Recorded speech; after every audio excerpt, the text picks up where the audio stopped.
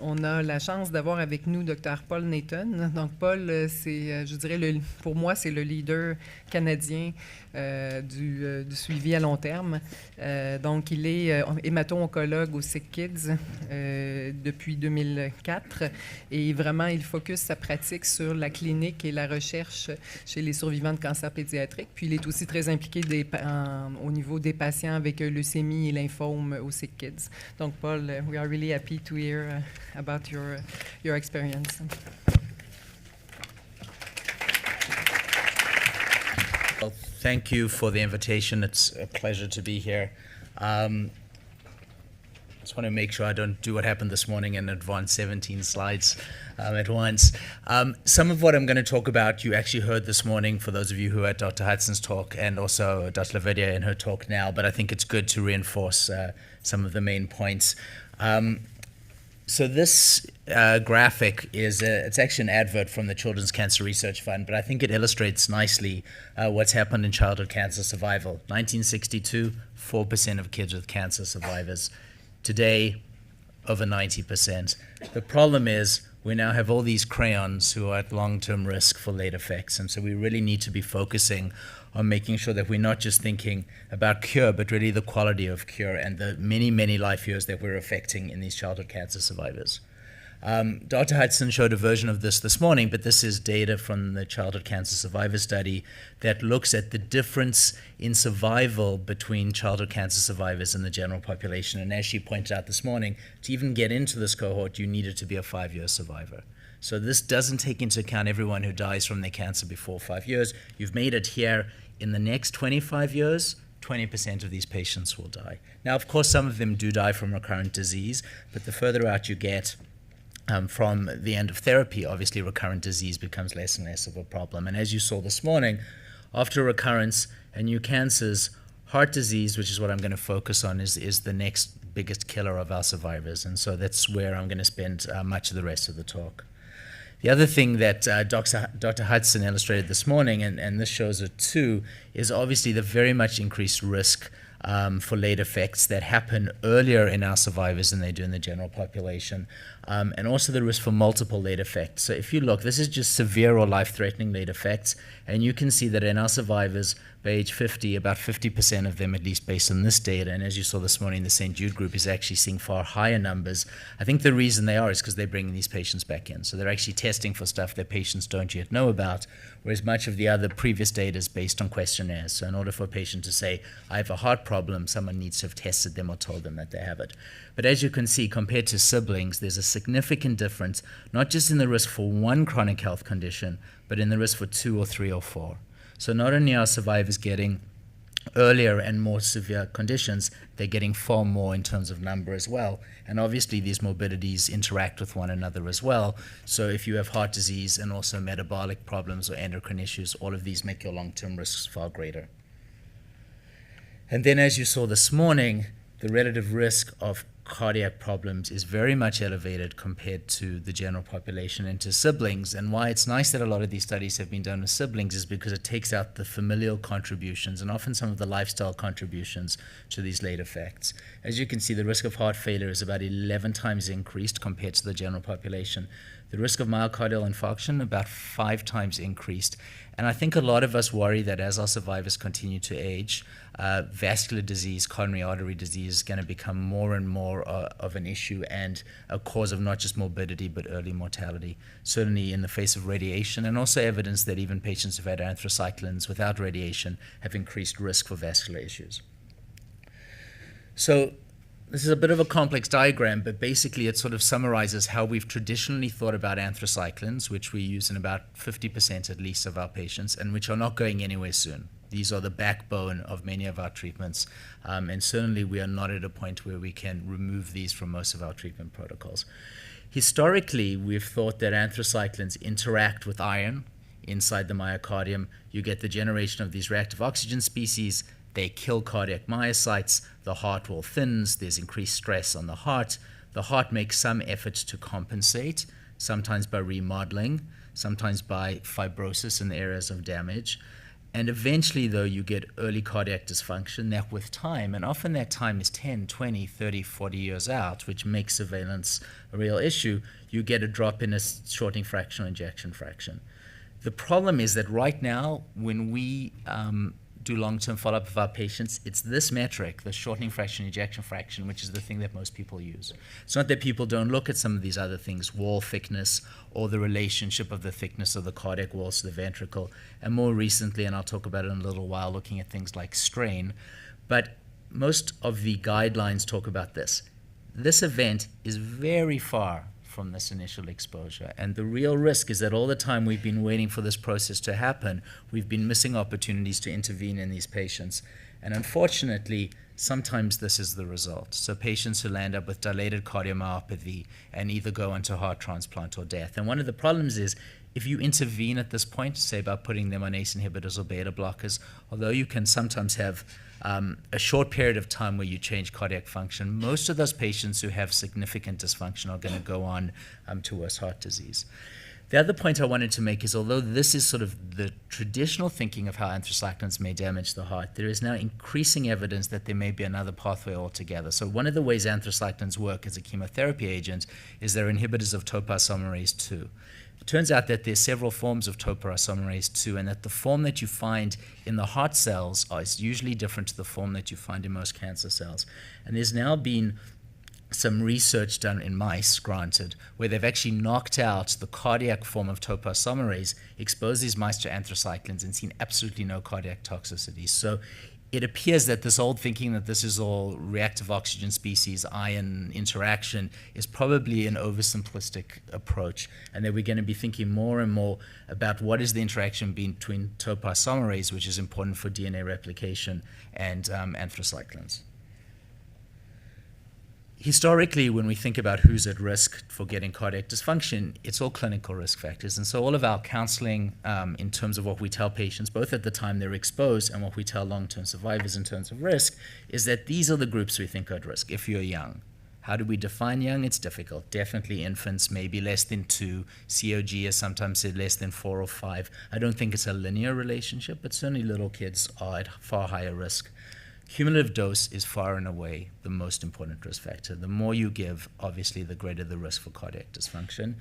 And then chest radiation. So, for example, in our groups of patients who either have Hodgkin lymphoma, who get mantle radiation, Wilms tumors with lung disease that may get some dose going to the heart. There are other risk factors that have been sort of noted over time, none of them as strong as these three. Females seem to be at some higher risk of cardiac dysfunction than males. It may have something to do with the way that the anthracycline distributes in females versus males based on potentially different body fat distribution. It may have something to do with the hormonal influence as females go through puberty and age. It's not clear. Some forms of prior cardiac disease. Acute cardiac toxicity, which we actually, as Dr. Hudson pointed out today, have seen less and less than I think people did previously. Although if you look at the new AML trials, there's a fair bit of acute cardiac dysfunction being seen in those trials with high-dose anthracyclines. And it may be, as we follow those patients long-term, we start to see higher rates of chronic cardiac problems. And then people always talk about bolus versus infusion. So at least in the adult world, if you give anthracyclines as continuous infusion, there's some suggestion that cardiac toxicity is less. The other toxicities like mucositis, neutropenia are worse, whereas with bolus, there seems to be a greater risk of cardiac toxicity. This data has not been replicated in kids, and it's actually DFCI and the leukemia protocols that you guys are part of that looked at this and couldn't find any difference. For practical reasons, and I don't know how you do it here, but even in the adult world, most anthracyclines are now given as bolus. You know, no one can afford to bring a patient into hospital for 48 hours just to get anthracyclines, so whether this makes a difference or not, everyone's getting it that way anyway. You saw this earlier, Dr. Hudson showed it. This just shows the relationship between increasing dose and the relative risk of getting cardiac dysfunction. And again, she showed somewhere around 250 to 300, you get this sort of exponential rise. If you give any of us enough anthracycline, eventually, obviously, we're going to have heart damage. And the truth is, if you give any of us even a little bit of anthracycline and do an echocardiogram, we all have some acute damage to our hearts. And maybe what differentiates some people from others is how their hearts respond to that damage, and I'll get back to it in a moment. The other thing is this is a pediatric curve, and for those of you who have experience with adults, have seen the adult curves, that inflection point doesn't come until somewhere around 450 to 500. So adults can tolerate a fair bit more before the risk starts going up and up, and in the breast cancer world, they'll often push those anthracycline doses quite high. Radiation, this mantle field. So the question is, you know, there's two places where we're trying to predict the risk for heart problems. One is in our newly diagnosed patients. The challenge, though, is right now there's not much we can do with that information because we're not going to take the anthracyclines away.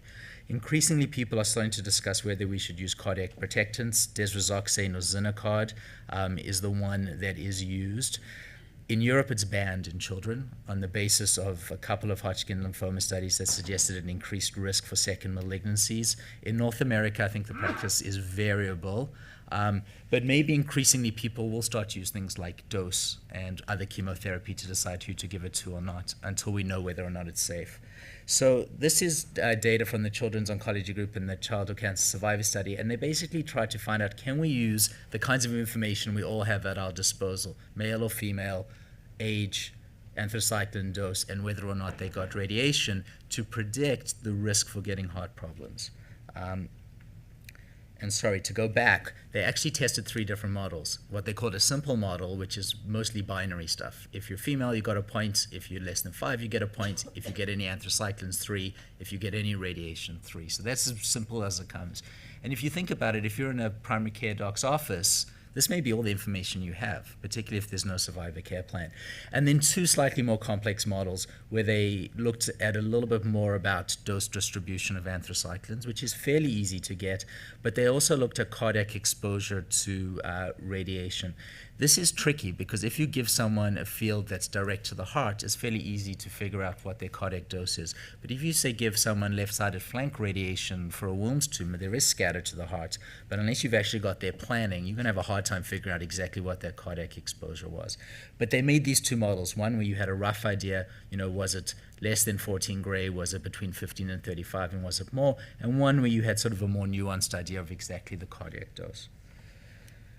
And then what they did is they looked at several groups of patients from the Childhood Cancer Survivor Study. I think they collaborated with the St. Jude Life Study that Dr. Hudson spoke about, and with the Dutch group as well, and they looked at how these models behaved.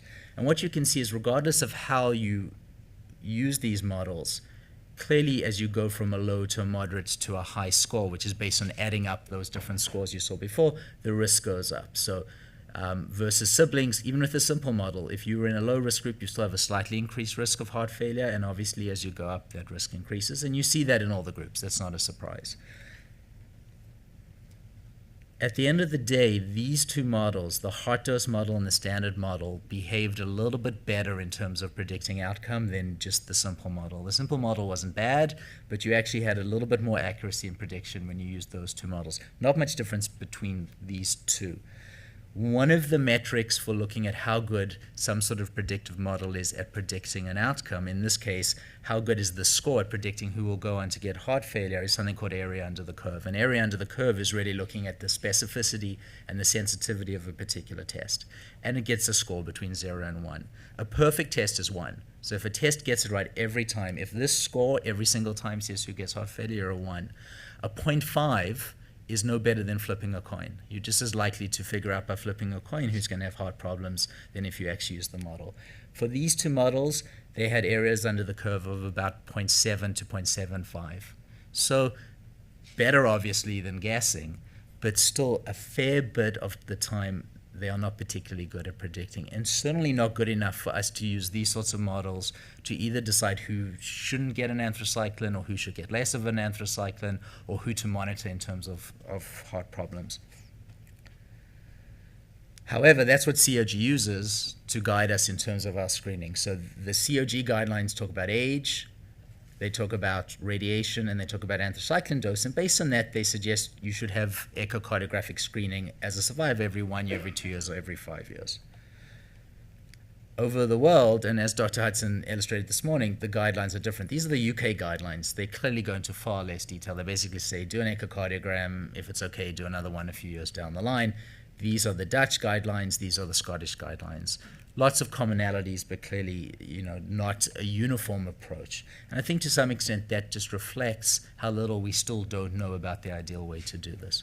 So for those of you who were there this morning, Dr. Hudson spoke about this international guideline harmonization group and the fact that the cardiac surveillance guidelines are actually in press in Lancet Oncology and hopefully will be coming out pretty soon.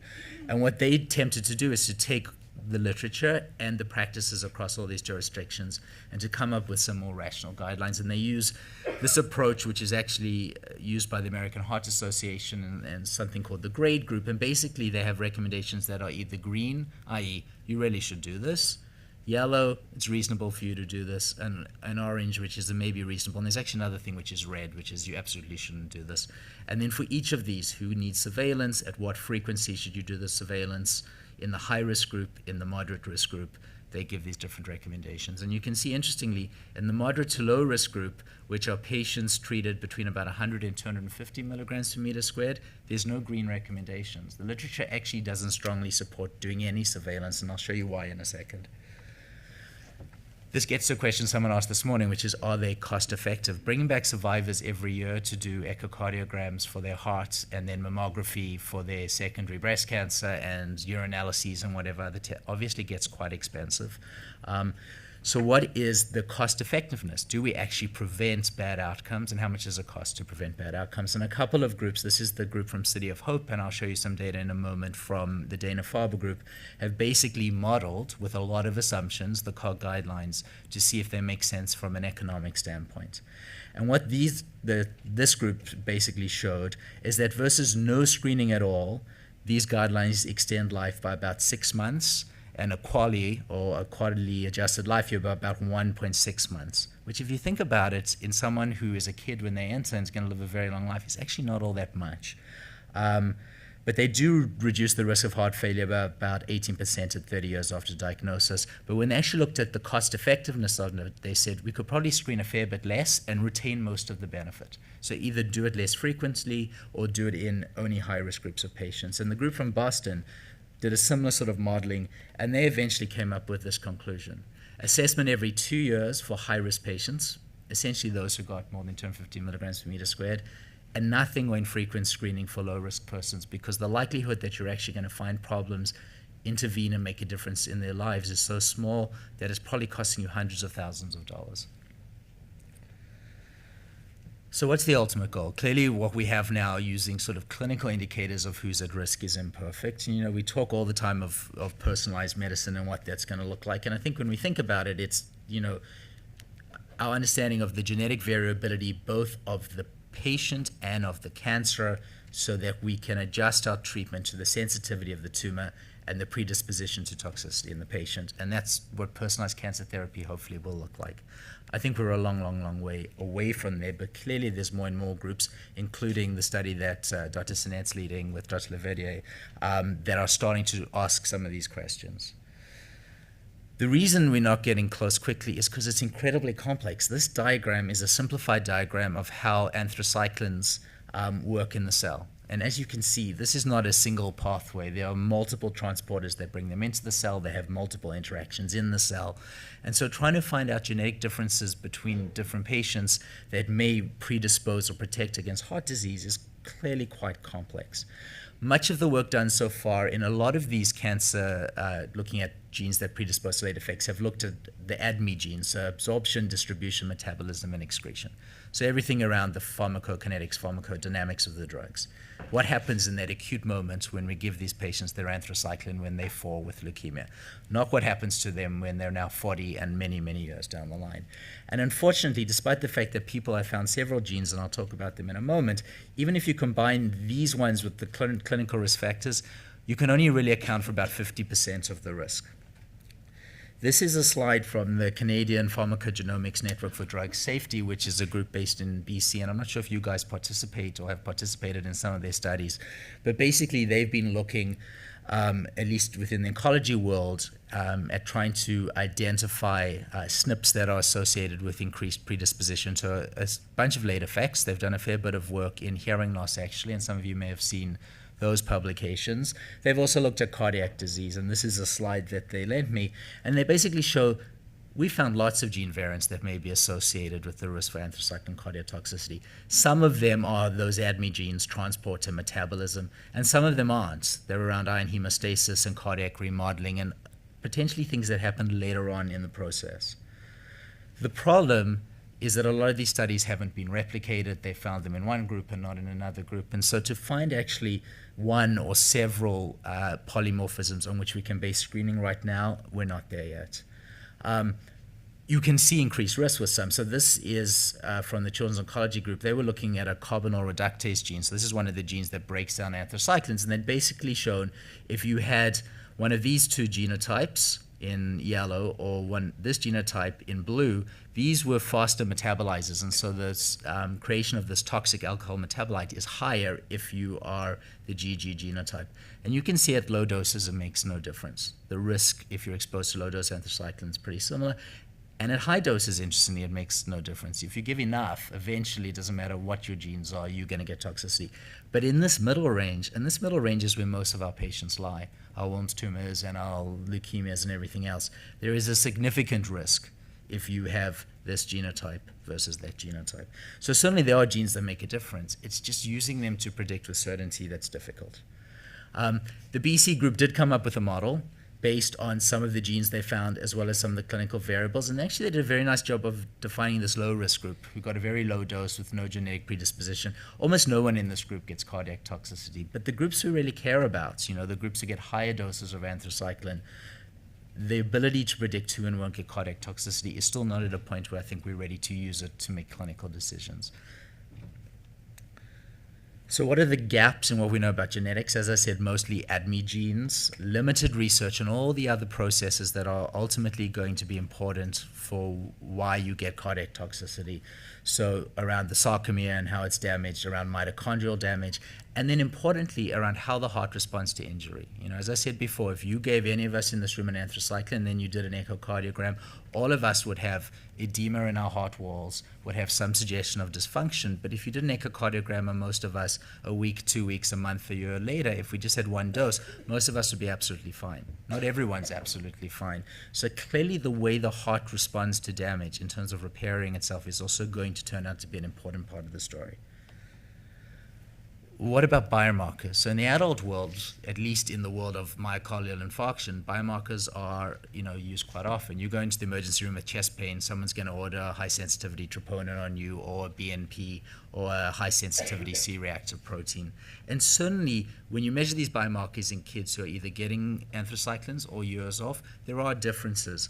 But again, they're not particularly good at helping us to differentiate between who and won't do well. So none of these have really been adopted into clinical practice. The adult cardiac world is increasingly starting to look at a whole host of new biomarkers. A lot of them that are sort of related again to cardiac remodeling and collagen deposition and a variety of other growth factors that are important for heart repair. And some of these in the heart failure world have been shown to be important predictors, for example, of which adults are at risk of death 5-10 years after a myocardial infarction, etc. No one has really looked at them in the pediatric world, and we're starting with a study that I'll talk about in a moment to at least see if some of these are going to give us some predictive ability in our patients. So the funding that funds the project that Dr. Leverdier described to you here, that's looking at your leukemia group, also funded 3 other projects across the country. One of them is actually the BC group that are looking at a variety of outcomes. One of them is looking at neurocognitive outcomes in patients who've had methotrexate. And then one of them is the study that I am leading with a group of cardiologists at Sick Kids and elsewhere called the PCS Squared study. And it's focused entirely on what is the risk for cardiac dysfunction in long-term survivors. Can we do a better job at predicting it? And it's using a variety of modalities. So genomics, which at the time we had written the grant, the talk was about GWAS, but as whole exome, whole genome sequencing gets cheaper, and because we've actually collected samples but haven't actually processed them, we may actually take a different approach when the time comes. Biomarkers, both the performance of the existing biomarkers and looking at some of these new biomarkers. And then can we use echocardiography more intelligently. So can we get away from just looking at ejection fraction, shortening fraction 10, 20 years down the line? One of the areas that in the adult world is fairly standard, and I don't know if you ordered this here in your kids, is looking at strain. So strain simplistically is a way, rather than looking at how well the whole heart pumps, it's actually breaking that heart down into segments, because what we know is that you can have a region of your heart that's not working well, but as long as the rest of the heart's doing a good job, it can essentially compensate for your regional abnormalities. And strain is a way to basically break down the heart into smaller regions and potentially to show early dysfunction before that ejection fraction, shortening fraction drops. The question is, if we see evidence of either cardiac remodeling, so your heart wall's getting thinner or your chambers are getting dilated, or early strain changes, are those the kind of patients who, if we started an ACE inhibitor or beta blocker, we may actually alter the natural course of their disease? Because what we know is if we wait until the ejection fraction drops or they've got true congestive heart failure, the chance that we can change their long-term outcome is a lot less. So we're hoping to learn whether we can use echocardiography along with these other tools to be better at predicting which patients are at long-term risk. And then because CIHR was very interested in some pilot interventions, we actually have a pilot study looking at giving perindopril to patients who have left ventricular wall thinning. So perindopril is an ACE inhibitor. The lesson I think all of us are learning who are trying to do studies with medical interventions to prevent late effects is that families are very reluctant to put their kids on a drug for an outcome that they don't yet have. There has been a couple of efforts through a North American consortium that we're a part of to treat young adults at risk. So one was looking at giving low-dose tamoxifen in women who had breast radiation to try and prevent their risk of developing subsequent breast cancers.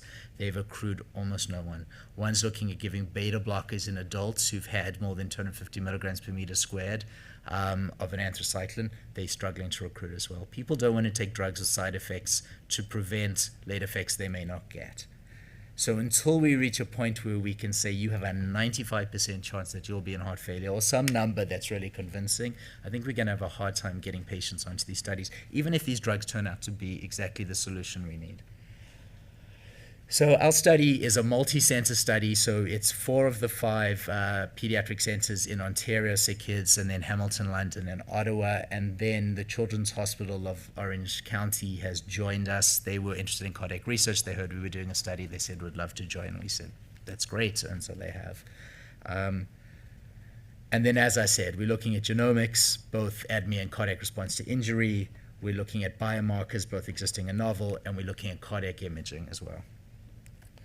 So far, we're still in the recruitment phase. Our goal is to recruit about 270 newly diagnosed patients and follow them from baseline, so a sense of their cardiac function at diagnosis, through serial changes with anthracyclines, and then follow them once they get to a year out.